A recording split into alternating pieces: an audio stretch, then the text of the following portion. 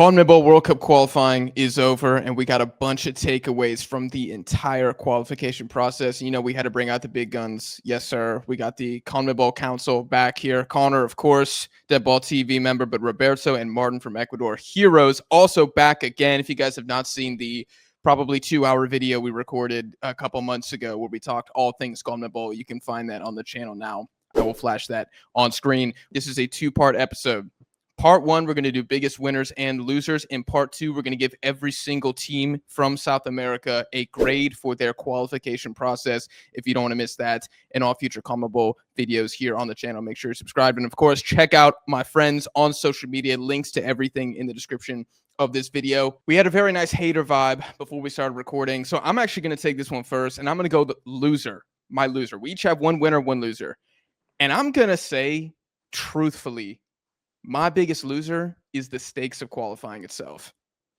I think the expanded World Cup is buns. For CONMEBOL, it is complete buns. It kind of makes sense for Asia. It kind of makes sense for Africa.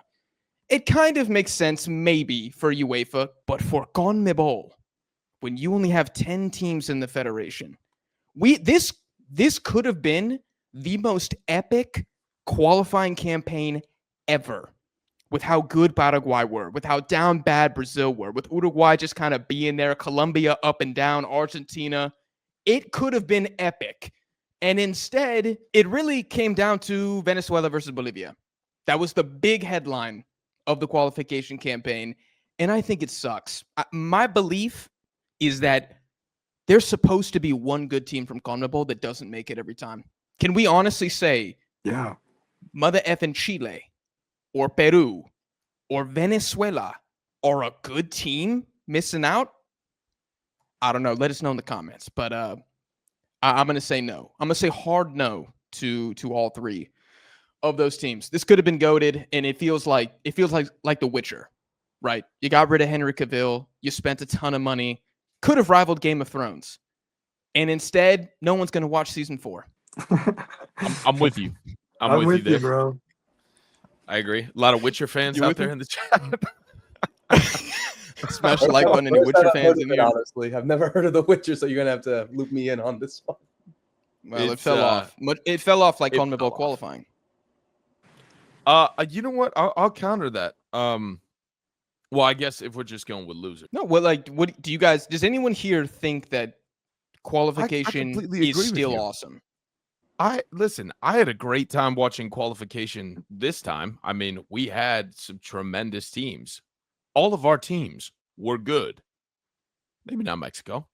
Shout out, Jack. But I'll throw you in. I'll throw you with Ecuador and Paraguay. I'll throw you in with them.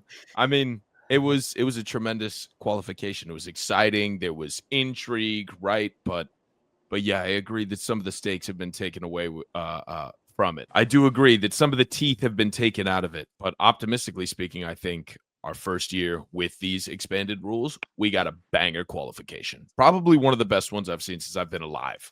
So that gives me hope. Yeah, I just think it I kind of agree with Jack. It's too easy to qualify now. Of course, 7th place, you have to go through a qualification round, what Bolivia has to do. But still, I don't think they would have made it into the top 5. Brazil getting 5th place is something crazy. It would have been headlines everywhere. So I agree. I think it's too easy now for a good team. Yeah, I think when you lose like sort of the dramatic, and I think as well, like, because what made South American qualifying so formidable, I think, to the rest of the world is that you only had those 4.5 spots. And now that you with the expanded World Cup, and that there are pros and cons, I'm sure we could argue about it afterwards. But like, yeah, I think thinking back, like, okay, yeah, obviously, like for me, from being biased, it was great. But like, if you take it from a neutral perspective, yeah, there wasn't really that much drama. I mean, you did see some shock results, some really good goals, obviously great players standing out. But yeah, it probably would have been nice to go out on the final day where there was a lot to go through. I mean, yeah, obviously we still had some drama on the final day and whatnot. So at least, it wasn't like a total like snooze fest. But still, yeah, I think there should have been a bit more. But again, I guess this is sort of the cost that you get with this expanded World Cup. I mean, now in 2030, what's it going to be with 3 automatic spots for Uruguay, Argentina, and Paraguay? Like, what's going to happen? Yeah. How's it going to work out? Are they going to still be included? Like, we don't know. So I feel like, I don't know, man. I feel like it's just going to get worse now at this point, and we're just now getting towards like the next step, and it's like, well, buckle up. We got to wait till we see for 2030 because God knows how that's going to be like. Yeah, I just feel like kind of what you're going off of there, it does rob us of so many headlines throughout the cycle. Like Brazil is a great example of that. Like, yeah, they finished in 5th. Would they have taken the Bolivia game more seriously if there was any threat of them not qualifying? You damn right they're going to start the A team away in El Alto. Instead, Ancelotti is like, who cares? I'm just going to throw out a B team. Yeah, we lose, and yeah, it's embarrassing from a aura standpoint. We're Brazil. We're not supposed to lose, but who cares type thing. That should never be the case, in my opinion. I think Brazil, Uruguay, Colombia, they should all have been sweating. Like, can you imagine the dialogue around Colombia and Uruguay when they were both going through those slides? If only, 4 teams qualified, everyone would be like, oh my God, Colombia. You know what it's like? It feels like the NBA now, where you can lose 5 games in a row and it doesn't matter because not only are there 82 games, we've also expanded the freaking playoffs to a play-in tournament where, what is it, 11 out of the 15 teams in the conference go to some form of a postseason. What the hell is that? Where are the stakes? And for CONMEBOL, the most hostile footy environment in the world, it just feels like it's been neutered a little bit.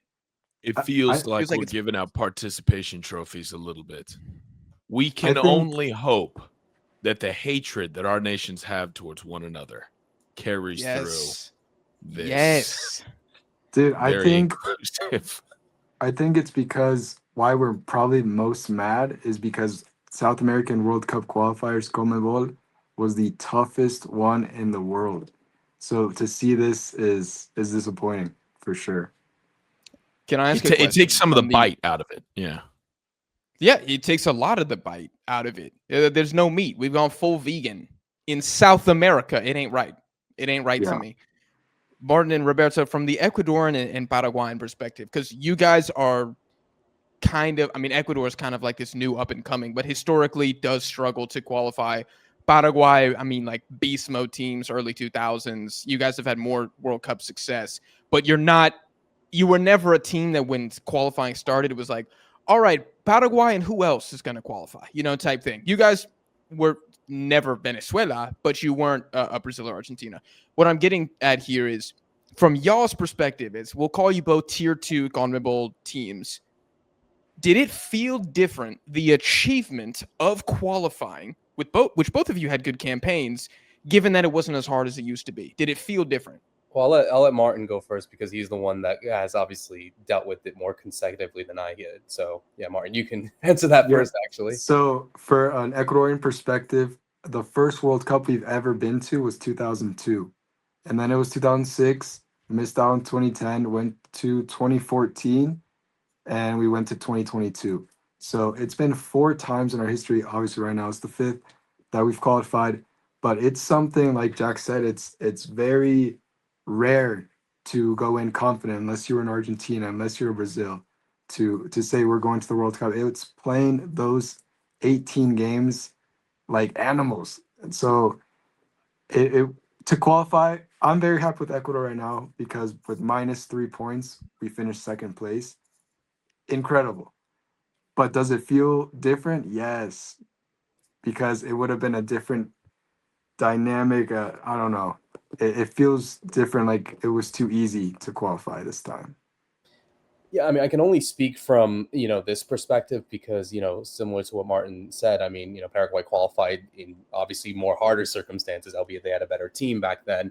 They were qualifying in those, 2nd, 3rd, 4th place as well. I don't think they've ever finished first, but that was always the case. The always, that sort of feeling of like, okay, we've been to these World Cups, so now it's almost as if it's like a birthright. Like we're going to go to more. We're going to pip out, the Colombias, the Chiles, even the Ecuadors at some point, and just always be there with Brazil, Argentina, and even Uruguay. And then obviously not going to 3 straight kind of felt like, okay, yeah, now we kind of have to, really think differently. And, now with this expanded World Cup, it kind of felt like, okay, we have to be really bad to not qualify. And yeah, obviously it was special to do it, especially after so long. But you kind of think to yourself, like, if they had not made it, that would have been more against just how bad the team was in comparison to how good we were, which, we were. And, we have to obviously give our sort of respects to them. But it almost felt like, yeah, you have 2 more spots. And even if you don't make it automatically, you still have a playoff spot. When you have 70% of the teams going, you have to be really, really bad to not go. So it kind of felt like even more of an obligation, not in the sense of, yeah, obviously it's special to go to a World Cup and it's part of our, sort of history to do it. I think it's the 9th World Cup that they've been to now. But now with this expanded World Cup, it's almost like, guys, you have to do it this time. Because if you don't do it then, when the hell are you going to do it now? Like, it just shows you're supposed to do it. Yeah, exactly. Like, and now it's more, and I'm sure we're going to talk about it more with the losers. But for the 3 that missed out, if I'm sure they're embarrassed of the fact that they couldn't do it, especially in this, and as if it's much more easier. Yes, of course, the stakes are different, and you're always going to have like sort of that mystique as you always have in South America. But you think to yourself, like, how the hell do we not do it? And that was the fear. I'm sure you guys, when you guys all started these qualifiers, you think like, damn, I don't want to be that country or one of the 3 countries that just miss out in what is a much more easier process to do it. I feel like with a pool of 10, right, where 6 + 1 go through, if there are 2 teams that are having a bad generation or they're just down bad right now, now let's remove that. Now you're talking about 8 teams basically fighting for 7 spots. And it's like, again, what it feels like a participation trophy. Qualifying for a World Cup is supposed to be difficult. And this has always been my biggest argument against people who want an expanded World Cup, because they're like, well, I'm from oh God, let me be a dick for a second. Yeah, I'm from Venezuela and I've never been to a World Cup, so I want to go. Well, you're not good enough. You're not good enough. This is the World Cup.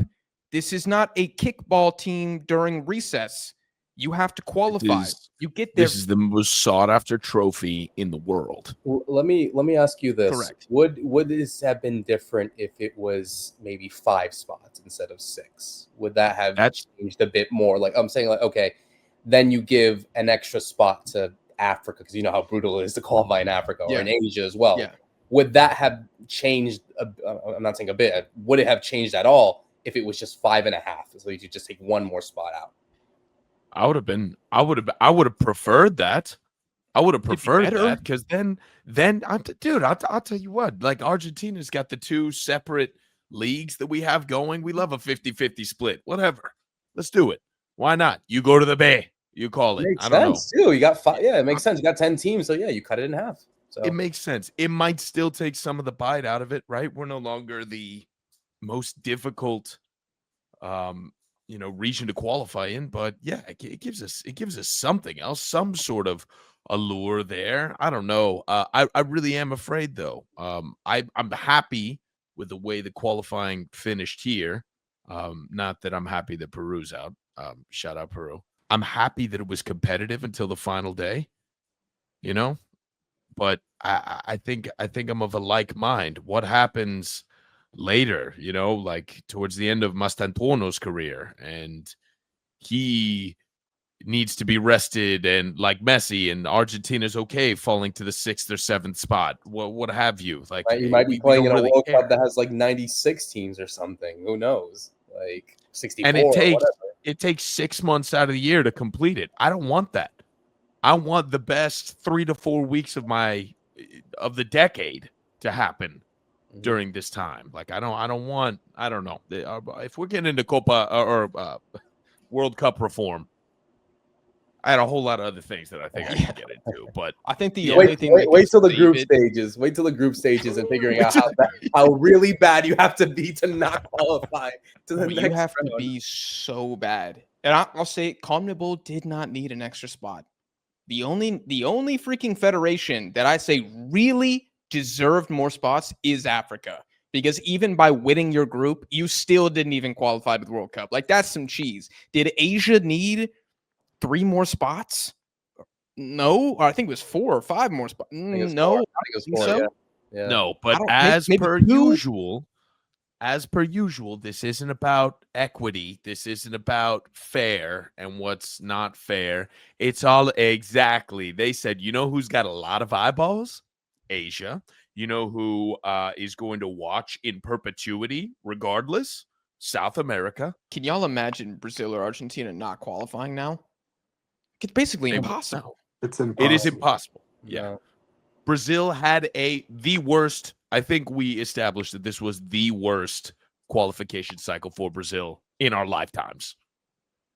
Potentially, I Yes. mean, up there All with of all the lifetimes. all the Historically. ever. Ever. It's just a Historically. historically bad situation. So qualifying up until this point has effectively never mattered for them. Now with the expanded slots, it certifiably has never mattered. Give them a pass and have everybody pay, I don't know, $100 to compensate them for their time and get out. It'll be like a pay-per-view deal. They'll come out, Yeah. you'll get to see Endrick and the thing. Ronaldinho will come in, he'll do a little dance. Qualification doesn't matter to them, effectively. Boom, done.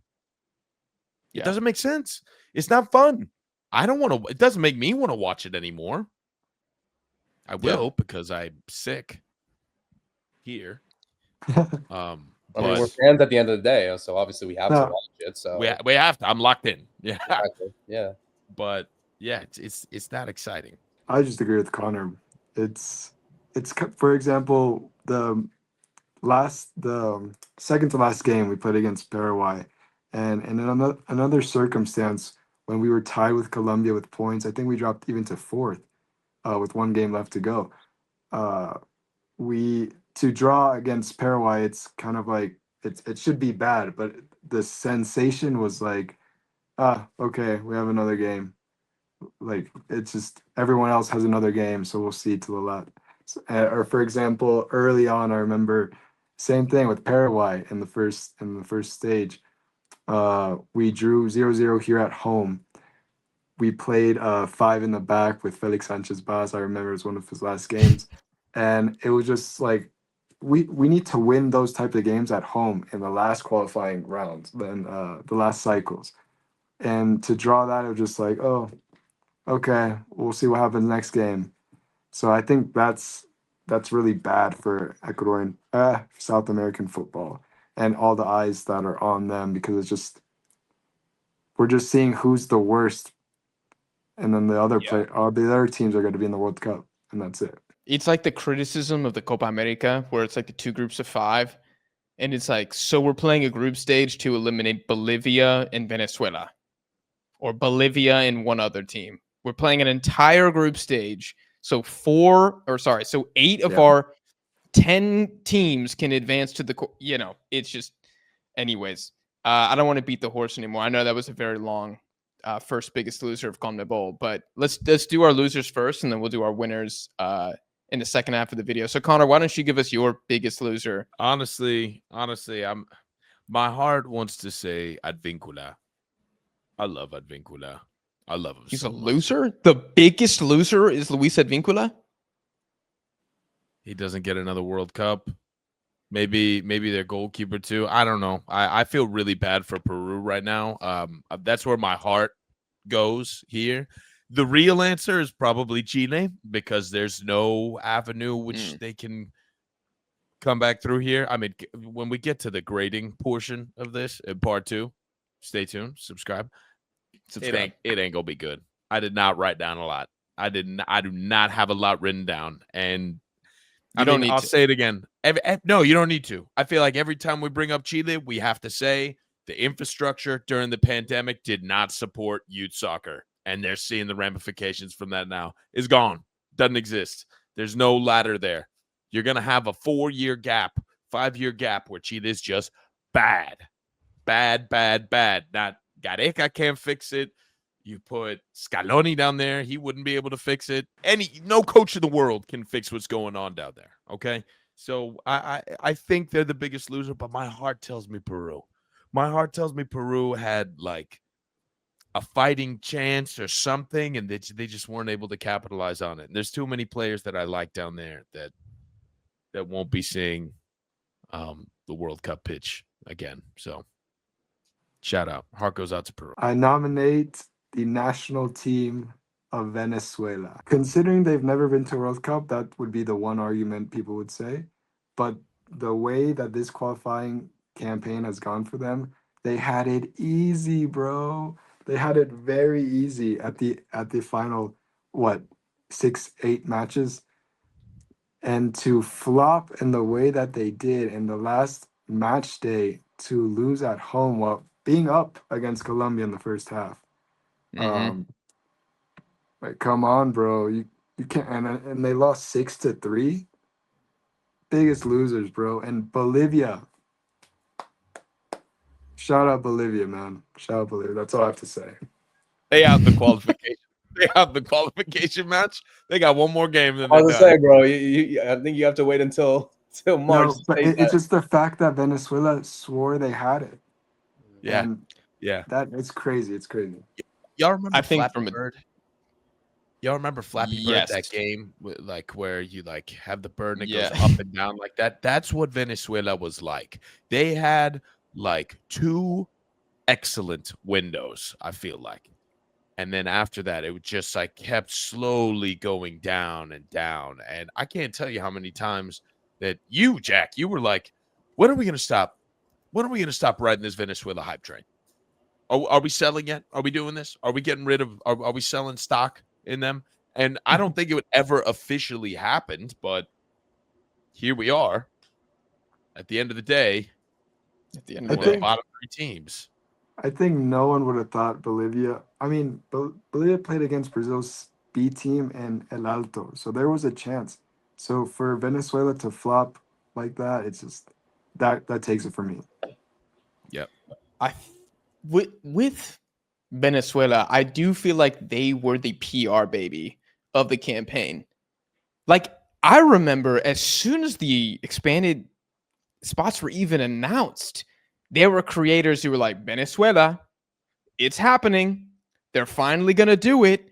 And it's like, if I'll be brutally honest, when I look at the Venezuelan roster, it's not good. Like, they're not a very good team. I'm sorry. Their one hope, which I put plenty of respect on this throughout the cycle, is in Maturin. They are freaking strong. Really, really good home side. And to piggyback on Martin, that's what I think makes this even more embarrassing. And that's why I think they have to be the biggest loser from a team perspective. Because not only did you have the final game at home against a Colombia side that was kind of struggling, you hadn't lost at home the entire cycle. You didn't lose to Argentina. You didn't lose to Brazil. You beat up Uruguay. You somehow didn't win the game. You've been great at home the entire cycle. And not only do you not draw the game, not only do you not win the game, you concede 6 goals in a home match and your final qualifier. That is shameful. That is what makes them the biggest team loser. If they would have lost 1-0 to Colombia, maybe it is Chile, because there's just no way back from the depths of hell. But you eat 6 on your must-win game when you were winning? Nah, man, that's crazy. That's crazy. Roberto, what do you think? Do you think Chile or Venezuela biggest team loser? I was gonna pick Venezuela. That was actually my pick. I have a different one, so don't worry. But nah, man, I am amazed that, you know, when you have a team like you said, they were unbeaten. I think they got all the results against all the teams that they've beaten at home that went to the World Cup, and his last game, and you think to yourself, yeah, they could, you know, they have this good record. They're not gonna screw it up. No way. And they do. Okay, if they had lost, like you said, 1-0, great. That would have obviously would have been really bad, but still, like, to concede 6, like that reminds me of the old Venezuela, the ones that were really bad when the World Cups before, when it was easy, it was harder to qualify. That's what it reminded me of. Like, you know, losing to that, you should be losing that to like a Brazil or an Argentina back then, but not Colombia. A Colombia team that, I have to remind you, they also struggled a lot in this qualifier. They're also, I'm not putting them as my loser, obviously, because I have another one. But like, you have to consider, like, with all the depth and the attack that they have and the great players, they can be considered a loser as well. Because now I think, the pressure is going to be on them now that they've qualified for the World Cup. The world's going to see, like, oh, Colombia are back. They got, James, Luis Diaz, whatever. And they're like, no. You have to really assess what's been going on through. And we've all seen how Colombia have been performing. So, yeah, for that Colombia side to beat Venezuela in that way, I mean, it sucks. It really does suck, because I really did want to see Venezuela go as well. I'm sure a lot of us did too, especially with the big community here in the United States and just North America in general. But yeah, just to blow it in their final game, it's really like the definition of a choke job, really. Just the worst one you can think of.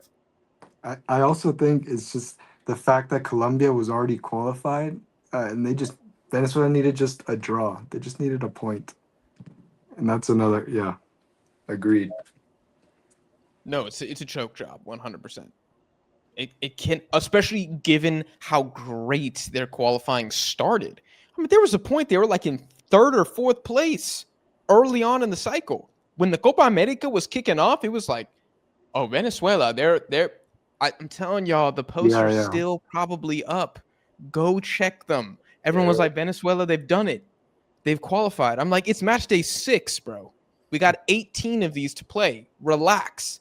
And here we are, Bolivia got some shooters, man. They got some young studs in that roster. I mean, Villamil is one of them. Exactly. There we go. Beast. But Miguel Terceros is a freaking, bro, he's a G. But yeah, I think Venezuela is the biggest team loser. But Roberto, you came prepared, which I appreciate. Nobody ever does that on the show. You said you have a second loser. Do you want to nominate that one right now? I do. And I'm going to actually ask you guys this question as well. I'm going to have you figure it out as well. This is a guy, it's crazy as it sounds. I'm going to turn the tables to you. So This loser, in my opinion at least, is a really talented player, rightly so. But when he was performing for his country, god damn, he was so bad. I'll give you his stats. I want to see if one of you guys can figure it out. In the 11 games that he played for his country, 11 out of 18, 2 goals and 2 assists. Who is that player? That's Vinicius Jr. There you go. I got to give it to Vinicius Jr. I can smell a fraud from a mile away. That's Vinicius all day, baby. It's just incredible that a player that, if you remember, he had Ballon d'Or shouts. He won the FIFA Best Award. And yes, you would think, okay, this is the guy that's going to take over the Brazil team now that Neymar, unfortunately, is out of the scene. You got someone like Rafinha who's coming in, but obviously, now that competition is there. But that's just awful for a Brazil play. Like if you're a Brazil fan, and yeah, obviously they qualify, they're not gonna care because they make it. But like you look at the numbers that he's performing for Brazil, you think to yourself, no, why would my most talented attacking player, arguably obviously most attacking player, get only 2 goals and 2 assists in 11 games? Like just think about that. Imagine if that was one of your boys, playing. Imagine if that was Neymar. Exactly. Imagine if Neymar went a full cycle with 2 and 2. They would have crucified him. And I just feel like maybe they're not giving. Maybe we're giving him too much. I mean, obviously, you guys obviously have to criticize him. That's fine. But like maybe for others, it's like, wait a minute. If this guy is gonna save Brazil and have them win their first World Cup in 24 years, I look at the numbers that you have, and you're like, this is not working out. Yeah, of course now he's got Ancelotti, so I'm sure it's gonna probably work itself out. But like during this whole process. Oh man, it's awful. It's really awful to see. That's Martin. Can I tag you in here because you're obviously a huge Madrid fan. That's why I said the fraud shout. And I'm sure you do think he should have won Ballon d'Or, which is we can get into that another time. Okay. He was probably 7th on the list. But what do you think is the biggest reason that he struggles in Brazil versus Real Madrid? All right, I'm starting this off with there's no slander on Vinicius while I'm here. He is a great Ain't no slander. player. I'm just speaking the truth. No, he's a great player, and we're forgetting the fact that against Colombia, I think it was away, if I'm not mistaken, he got the 3 points for Brazil in the final 5 minutes. Those are 3 points that It was they're at in home. 5th now. Okay, I know obviously the stats, I agree with you, are bad. But we're forgetting the Brazil team is bad. Okay, and Ancelotti just got here. Vinicius is going through a slump right now. even at Real Madrid. So he's a great player. He's 24 years old.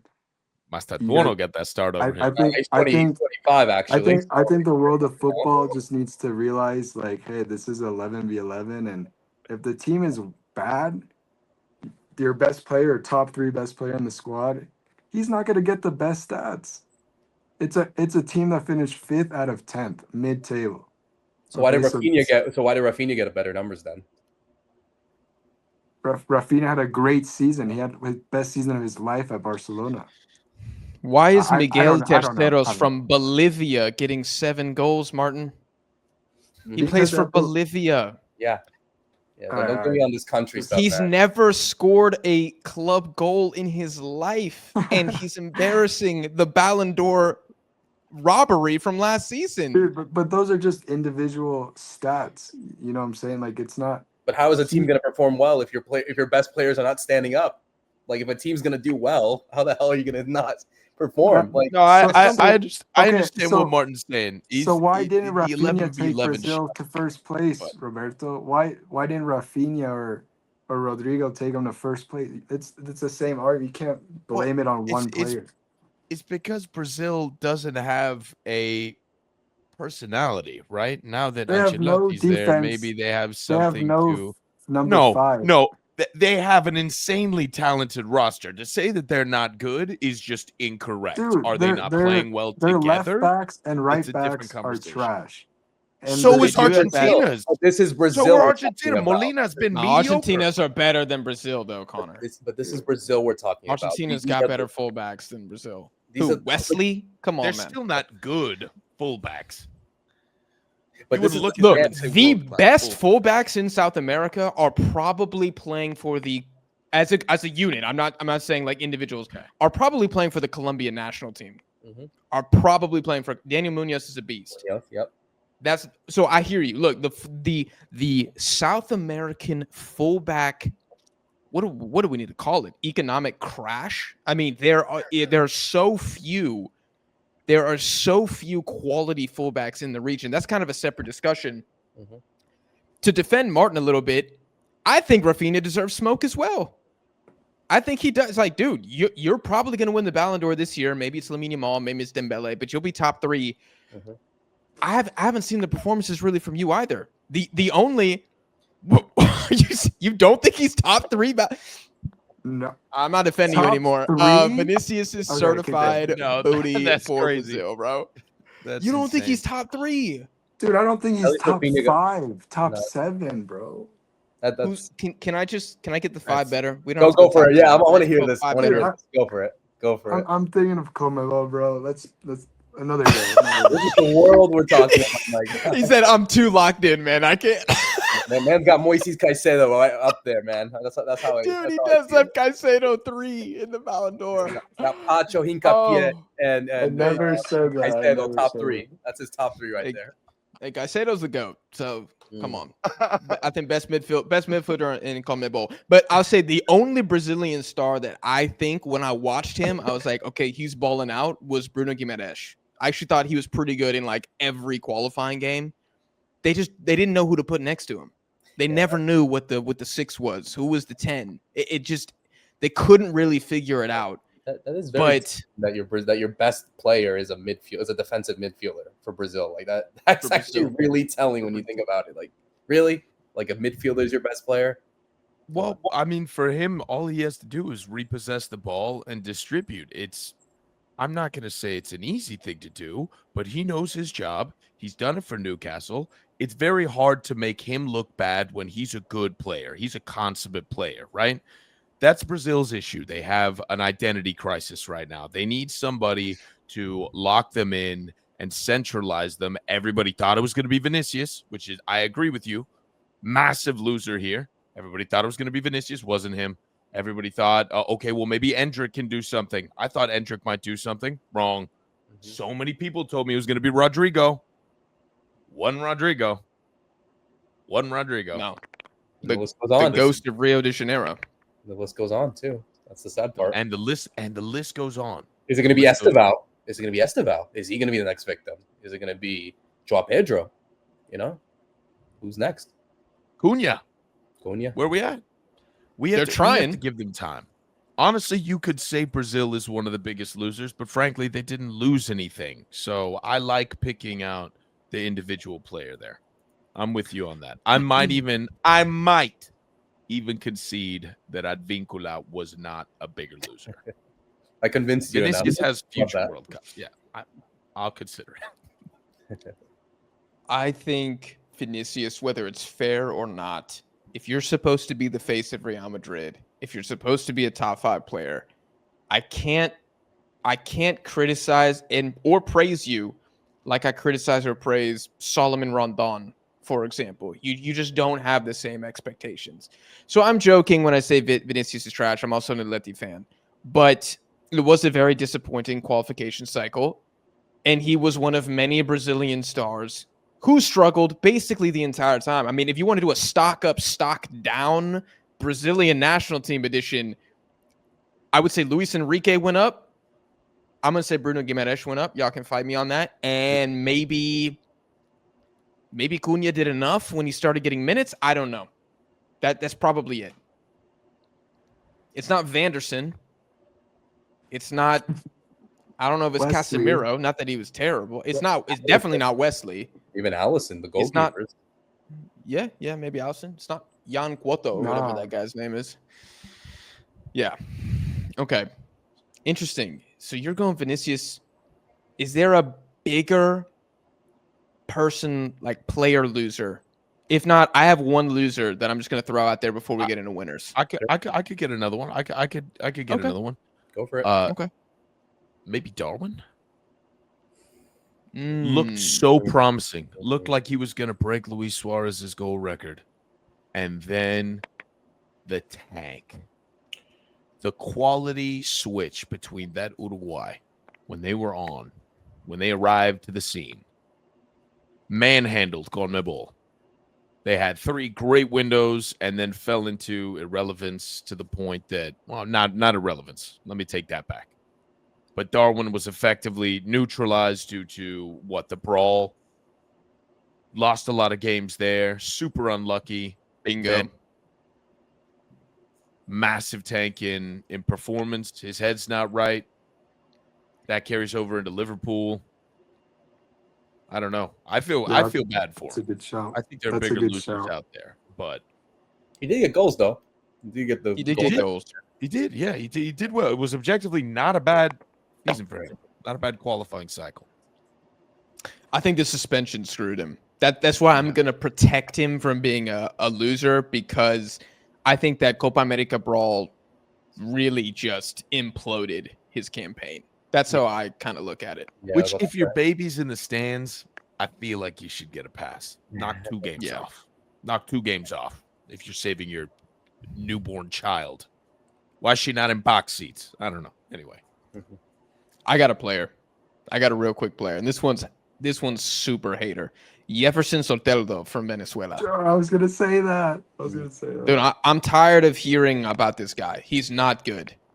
He is so average of a player. If y'all thought this guy was going to drag Venezuela to a World Cup, this is why you didn't qualify. He's not good enough. What's his nickname? Martin or Roberto, you know his nickname?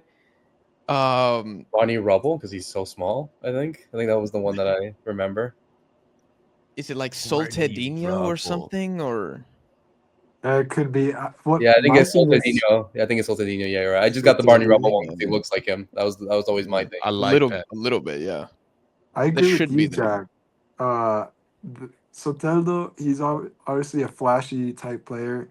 If you're only on YouTube and watch highlights, you can see that he's good. He has the skill moves. His technique is great. But I think the hype is that he's just been bouncing around very good teams, Brazil and South America. Didn't he get a move to Europe? Or am I wrong about that? No, we never played in Europe. No, Okay, no, he played in MLS. yeah, Toronto. Yeah, that's Toronto. Toronto. Yeah, so he's been getting big money transfers, playing in a bunch of great teams, was playing with Neymar at Santos. And I think people were just too hyped on this man. And like Jack said, if you thought he was gonna take you guys far, you're just not watching enough footy. He'd be my top 3 most overrated players from South America. I mean, he didn't do anything at Santos, didn't do anything in Toronto. Somehow got a move from Santos. I think he's at Fluminense now. So I don't know how he failed up like that, but he failed up. If he doesn't do it at Fluminense now, what's the rest of his resume? It's absolute. He was at Gremio, big club. Yeah. He's at Tigres. He got 1 goal in a season. I mean, come on, man. I'm done. If it doesn't happen at Fluminense, pass the eye test. I mean, even his Venezuela numbers are bad too, if you think about it. Yeah. In the long term, was it 53 games, 4 goals, or something like that? So he didn't score a goal this qualification. Who's he related to? What's his high up maternal last name? Yeah. Something out there. The Rothschild somehow. Yeah. Yeah, he's definitely like Maduro's right-hand man's first nephew or something. That's where all the state spending is gone in Venezuela. It's been just getting dyeing his hair, bouncing hair dye, and just bouncing around the Brazilian Serie A. All right, let's move on to biggest winners. I'm gonna take this one first, and I think we can go pretty quick with this one. My biggest winner, there's a lot. You guys drop yours in the comments. I'm going to say it's Gustavo Alfaro. As a manager, I'm going to say he's the biggest winner. 1 game lost out of 12 with Paraguay this cycle. He's now taken Ecuador and Paraguay to the World Cup. Both of the teams were talented. I think they're good teams, but they're not powerhouses of CONMEBOL. Is he one of the GOAT CONMEBOL managers? Not until he does something with Paraguay at the World Cup or until he does something at a Copa America. But I think if you're looking at a lot of managers, look at Ricardo Gareca. We could have thrown him in the losers. I mean, that's a hit to his reputation. What happened with Chile, whether it's fair or not. You look at Marcelo Bielsa. Is anybody looking at Bielsa and is like, he's revolutionized Uruguay? I think Alfaro, if we're doing a CONMEBOL manager ladder, I think he went up a couple rungs yet again. So he's my biggest winner. Alfaro. Sorry if I stole yours, Roberto, but no, it's fine. I'll one up you and say it was my biggest winners is Paraguay as a whole. I'll be biased. I think, Alfaro obviously had the revolution, you would say, of this team ever since it could have easily gone wrong. Honestly, that was my biggest fear. It could have easily gone wrong because, we've seen this Paraguay team now with their 2 previous managers in the Copa America, and you think to yourself, how on earth is he going to fix it? But yeah, I have to give credit to the players now, your Encisos, Almirons, Gustavo Gomez, so on and so forth. I think the way that they kind of turned around and took advantage of, obviously, the downfall of Venezuela, Chile and Peru doing badly and, getting big results against the big 3, like you said, also losing 1 game in the 12 games that they played, first ever win in Peru all time in history. Yeah, man. And you see the celebrations and I know we were talking about how qualifying has kind of been a bit stale now that it's much more easier. Look at the Paraguayans, that all of them celebrated. Was it 70,000 people in the city of Asunción just celebrating qualification for the World Cup after 16 years? So I think you have to give credit to them, honestly. I've had the fortune of obviously going there and obviously seeing the whole campaign. So I was able to get there on a close level, but no, I think you have to give it to them. I think for them to, yeah, it was obviously expected, but just the way that it was kind of like dramatic where they weren't really demonstrating anything in those 6 games under Barros Queloto and Garneno, and then for Alfaro to switch it up from the get-go, I think I think you have to say that they are the biggest winners. And I think a lot of South Americans can feel happy. Like, honestly, like for the countries that didn't make it, yeah, it sucks because it's like, shit, why the hell did we not make it? But I think for like sort of the old school sort of guys or like that have seen Paraguay at numerous World Cups and have been able to get results in qualifiers, it's almost as if like you're awakening a sleeping giant, basically. And so, yeah, I mean, I think bias aside, I think they are the biggest winners for me in the whole window of the qualifiers. Who would you say is the biggest player winner from Paraguay's squad? I'm curious. I have to honestly, Enciso, because you think so? I think so, because he was the one that showed up in the biggest moments when necessary. Every team needs, I go back to Vinicius, obviously. I don't like to make that comparison, but, every player needs every player needs an X factor. Everyone has Martin's about to leave. everyone has a different. I'm not saying Enciso's better than Vinicius. I mean, well, you could talk to some people, but hey, I'm not gonna say that. Anyway, every team needs that sort of like different player that could step up when the going gets tough. And I think with Enciso, I don't know if there was any other player that would get those goals against away to Colombia when they were down 2-0, or in Bolivia, 4,000 meters above sea level. Or playing the assists that he needed to in those buildups to the goals against Argentina or Brazil or Uruguay or whatever. I think when you have that sort of different player, those are the ones that you feel as if though you have to give the high praise. They've been a good team throughout the entire and through the most of the campaign, and you have to give credit to the likes of Almiron and Aldete, Gustavo Gomez, and so on and so forth. But I think when you look at sort of the X factor of like the important player that really stepped up, you have to remember he's only 21 as well. For someone to do that, I think it demonstrates why you really are dealing with someone that I've been following this Paraguay team almost all my life, and I kind of know sort of the history as well. I don't know if Paraguay has ever had a player that is this different than Enciso. He's still only 21. I think is really demonstrated that he still has a lot more to prove. And if he's able to do this now, who knows how he could be in the next few years. I mean, hey, that's why Chelsea wanted him, I guess, isn't it? I think it's just because of that talent. I think when you have those sort of X factors, or maybe they're just trying to get all the best young South American talents out there, who knows? But hey, I mean, I think you also have to give credit when credit is due for a player like him. You definitely do. It's noticeable that it's becoming his team, and it's a really great storyline. I've been a fan of his since before he made the move to Brighton. I think just as I moved to New York, he was being scouted by Brighton and being purchased there. And he's a fantastic freaking player. Connor, who's your biggest winner? I don't know how well this is going to play with the fellas, but for me, it's us, the viewers. Which is kind of campy, but I had a really great time during this window. I mean, I kind of gave it away when we were talking about the biggest losers, or how kind of trash it is that the bite is getting taken out of this. This campaign had so many good storylines. The one that they were trying to feed us was Venezuela. All of the other ones were so significantly better that we had forgotten about that one halfway through qualifying. Full stop. I mean, you have a historically bad Brazil. You have Argentina looking indomitable, which is great for me personally.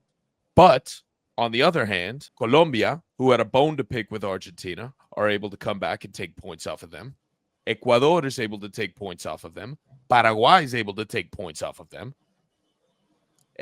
Everybody's a loser and a winner at some point during this qualification cycle. And what is it? The middle 4 to 5 teams are all sitting on 4 teams are sitting at 28 points. Yeah. That's insane. That's insane. The one criticism I have is just the one that everybody's going to point to. It's the home field advantage. You are significantly better at home than you are away, except for Colombia. Colombia looks really good away, and that's how they managed to stay in, right?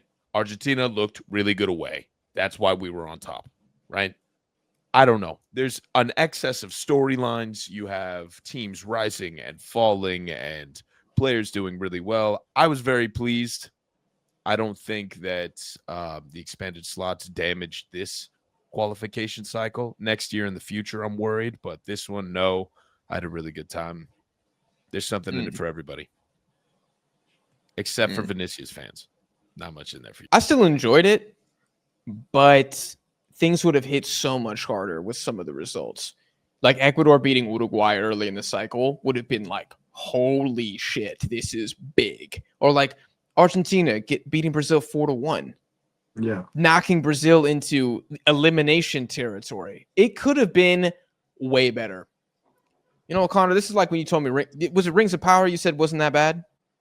No, it was Game of Thrones ending you said was not that bad. Yeah, I'll still stand by that. It was the terrible. last season sucked, but no, I don't think the ending was all that bad. Okay. See, that's just how we're looking. I'm looking at it. I'm like, look, dude, Jon Snow could have done this. Daenerys could have done this. I don't know if this character should have died.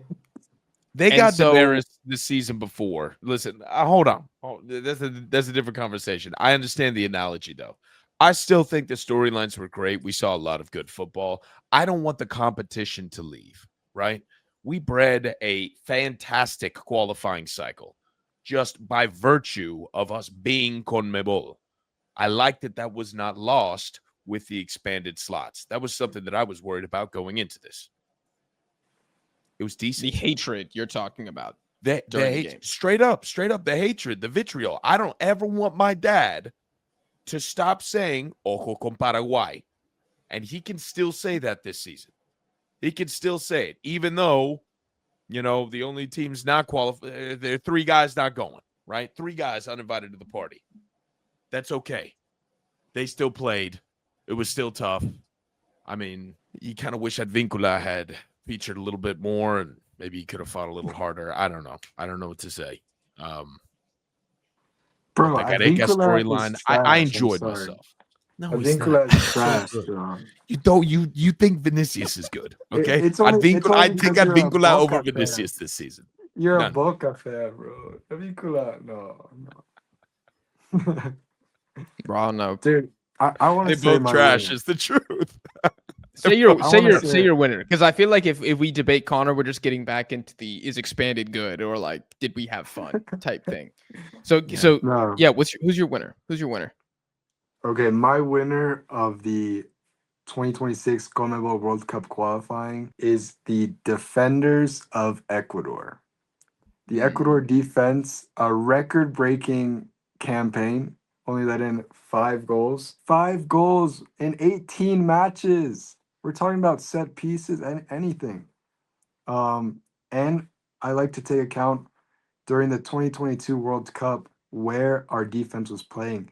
Pervis Estupiñán was one of the only players really balling out. He was at Villarreal at the time, now at AC Milan. We had William Pacho, who was playing as a substitute for Independiente del Valle. Now at PSG, winning Champions League. We had Hincapié, who didn't even debut for Independiente del Valle and he was playing on loan at Talleres in Argentina. Now at Arsenal.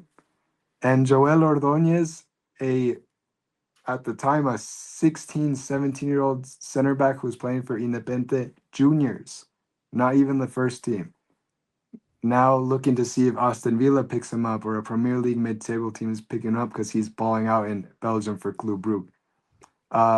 That and the 5 goals, I think. Oh, what about my guy Preciado? Where was he? 2022. He was at Independiente del Valle, and now he's balling at Sparta Praga. Greatest So- club in Ecuador, man. Independiente del Valle, greatest club in Ecuador. I think I wouldn't say the Ecuador squad has full merit because we started with -3 points, but Ener Valencia, we didn't have a lot of players scoring goals throughout the whole 18 games. So the way that defense, and shout out to Galindez and Gonzalo Valle, the goalkeepers, excellent. But that back line, Ecuador, I think with that, there's a lot of what I've been seeing is Europeans on YouTube or like mainstream Twitter who are now saying, hey, Ecuador is the dark horse. It's kind of trending right now. First time in my lifetime that I've seen that, and I think it's deserved. Be careful with that. The dark horse label is We need a forward, but dude, we have a strong defense, and it's the first time ever Ecuador is like really confident in the team going into this World Cup. I would definitely put you guys as one of the dark horses, but I'm just saying, like, when people start saying that about a team, Yeah. it's like Turkey. Everyone says Turkey's a dark horse, they get grouped. Then everyone's like, nah, Turkey sucked. They're not a dark horse. And then they end up making the quarterfinals of the next edition. So, like, that pressure, I'm telling y'all, athletes are tapped into social media. They know exactly what's being said. Not everybody's LeBron and just, like, throws their cell phone away. They know that everyone thinks, like, oh, we're the dark horse. Well, we better go out there and do it. And just, I don't know. I don't think we've seen an Ecuador have to perform that often with pressure. So I'm really curious how you guys handle that. Because some teams get up and some teams just fold time and time again whenever there's expectations. I think you guys got some serious dogs in the team. So you'll probably be okay. But yeah, if I see like Ecuador, number one dark horse pick unanimous, I'm like, just settle down a little bit here. But yeah, No, I Ecuador's agree. defense huge. I agree. We've never made it past the round of 16 in a World Cup. So this time it's like, okay, we're making top 8. So there is pressure. And I agree with Jack. The players see it. We have interviewers asking our coach about this. If we can make a historic World Cup run, there's pressure. But it's like the first time I really think mixed with players like Moises Caicedo, Pedro Vite, Nilson Angulo coming up. We have a chance to do something good, but yeah, for sure not trying to say. I mean, if we lose in the top 16 against a good team, okay, I guess that's fine. We'll try again in 2030. If we lose to a Switzerland, a Poland, you know what I'm saying? That's bad. If you get to the top 8, that's when you're going to see a team like Germany, Spain, Argentina. Okay, that's cool. We top 8 is amazing. And then some players, some people, some fans are saying, let's get a semifinal going. So there's pressure for sure. Y'all beat Germany right now. 100%. That would be insane. 100% y'all beat Germany. They're not scoring on y'all. No, you take that 1-2 now. We need a goal scorer. That's the only problem. It's going to be the most concise 0-0 that we've ever seen. It's going to be a dominating 0-0 draw by Ecuador. I was just going to say, just a funny thing. During 2022 World Cup, Kendrick Baez was 14. So, and now I know he's went off loan from Chelsea, but he's the League One France star boy right now. He's played very little and he's lighting it up. So this is just the beginning. I hope by the next year no one gets injured. We can pick it up more in attack. Kevin Rodriguez had his Champions League debut start yesterday. Looked good. Looked really good. Dude, let's see.